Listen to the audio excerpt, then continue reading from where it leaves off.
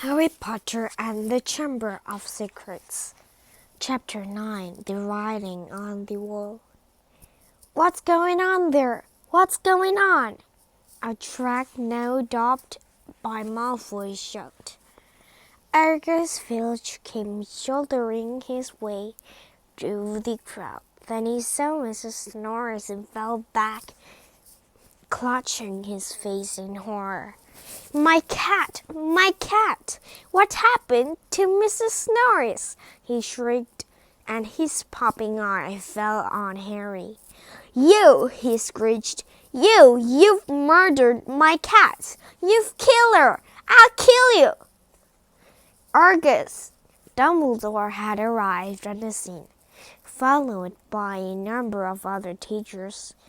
In seconds, he had swept past Harry, Ron, and Hermione, and that detached Mistress Norris from the targe bracket. Come on with me, Argus, he said to Filch. You too, Mr. Potter. Mr. Weasley, Mrs. Granger. Miss Granger. Lockhart stepped forward eagerly. My office is the nearest, headmaster, just upstairs. Please feel free. Thank you, Gilderoy, said Dumbledore. The silent crowd pattered to let them pass. Lockhart's exciting and important hurried after Dumbledore. So did Professor McGonagall and Snape. As they entered Lockhart's darkened office, there was a flurry of movement across the walls. Harry saw several of Lockharts in the picture dodging out of the sight, their hairs in rollers. The real Lockhart lit the candle on his desk and stood back. Dumbledore laid Mrs. Norris and polished her face and began to examine her. Harry, Ron, and Hermione exchanged tense look and sank into chairs outside the pool of candlelight watching. The tip of Dumbledore's long crooked nose was barely an inch from Mrs. Norris's fur. He was looking at her closely through his half-moon spectacles, his long finger gently pottering and poking Mrs. Norris's fur. Professor McGonagall was bent half in shadow, her not to smile,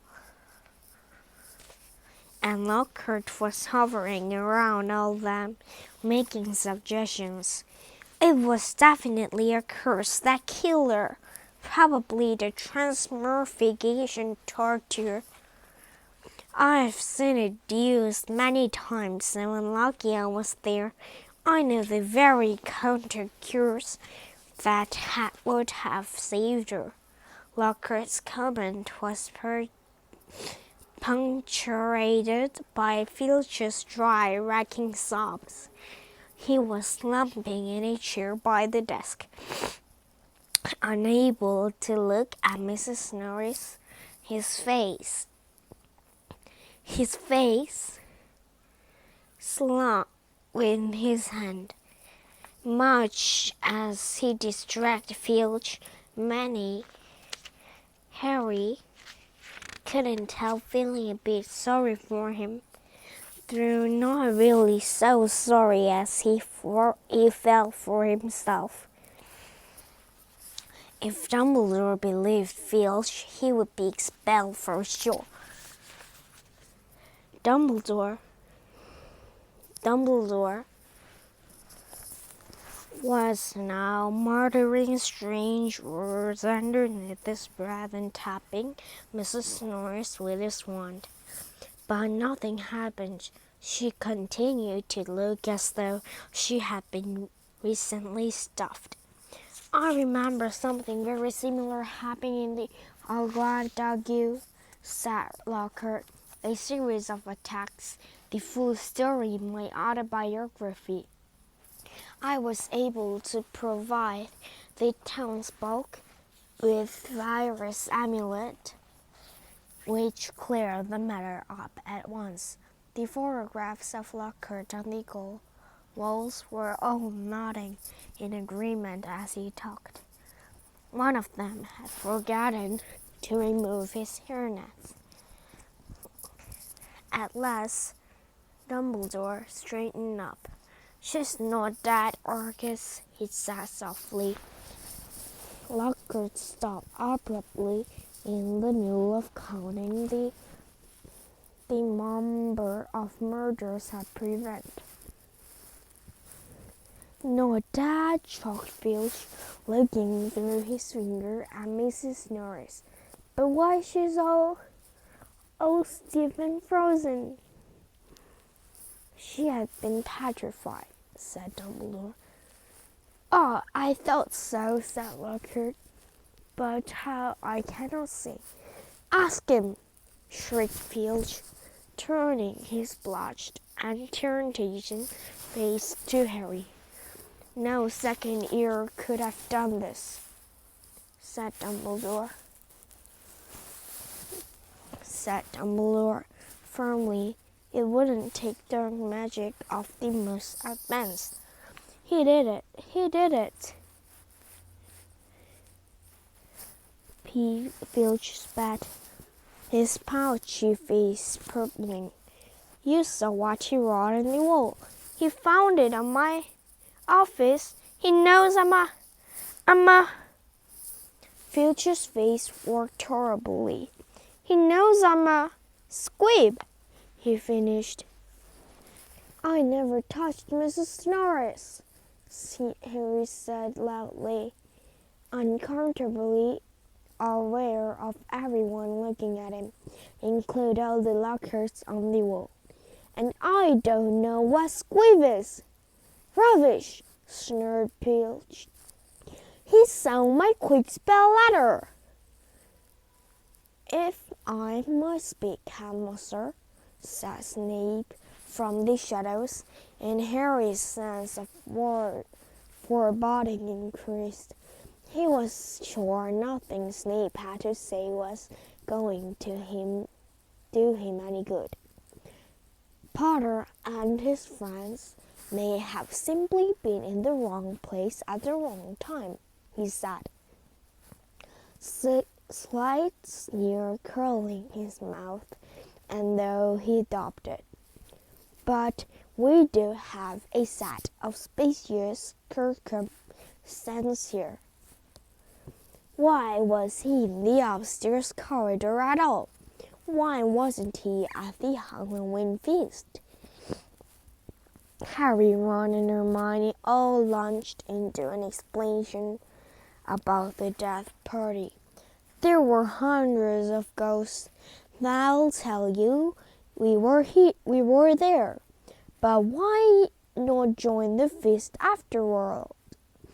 he said Snape, his black eyes glaring in the candlelight. "Why go up to the corridor?" Ron and Hermione looked at Harry. Because Harry said, his heart thumping very fast.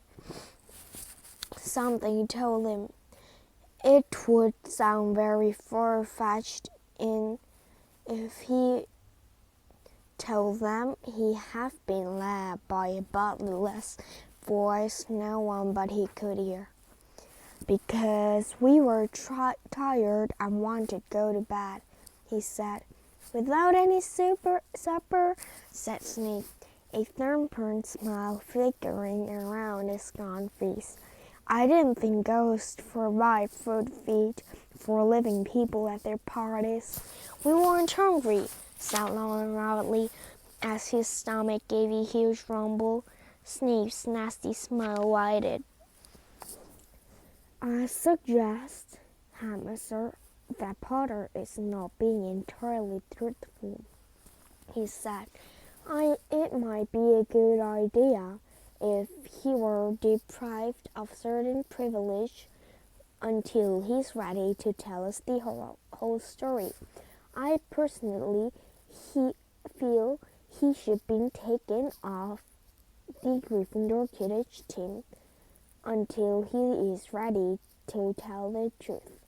Really, Severus, said Professor McGonagall sharply, I see no reasons to stop the boy playing Quidditch. The cat wasn't hit over the head with a broomstick. There is no evidence at all that Potter has done anything wrong. Dumbledore was giving Harry a searching look. His twinkled light blue gaze made Harry feel as though he was being x-rayed. Innocent until proven guilty, Severus, he said firmly. Snape looked furious, so did Filch. My cat has been petrified, he shrieked, his eyes popping. I want to see some punishment. We will be able to cure her, Argus, said Dumbledore patiently. Professor Sprout recently managed to procure some mandrakes. As soon as they have reached their full size, I will have a potion made that will revive Mrs. Norris. I'll make it, Lockhart blurted in. I must have done it 100 times. I could whip up a mandrake restorative draught in my sleep. Excuse me, said Snape icily, but I believe I'm the potions master at this school. There was a barrier guard post. You may go, Dumbledore said to Harry, Ron, and Hermione. They went as quickly as they could without actually running. When they were a floor up from Lockhart's office, they turned into the empty classroom and closed the door quietly behind them. Harry squinted at his friends' darkened faces. Do you think I should have told them what the boys I heard? No, said Ron without hesitation. Hearing voice no one else can hear isn't a good sign, even in the wizarding world. Something is in Ron's voice made Harry ask, You do believe me, don't you? Of course I do, said Ron quickly. The whole thing's weird. What was it writing on the walls about? The chamber has been opened. What's that supposed to mean? I know, it's ring sort of bell, said Ron slowly. I think someone told me a story about secret chamber at Hogwarts once. Might have been Bill. And what on earth is a squib? Said Harry. To his surprise, Ron sniffed a snicker. Well, it's not funny really, but as it's Filch, he said, a squib is someone who has born into a wizard family, but hasn't got any magic powers. Kind of opposite of Muggle-born wizard. But squibs are quite unusual. If Filch is trying to learn magic from a quick spell course, I reckon he must be a squib. It would explain a lot. Likely why he hates students so much. Ron gave a satisfied smile.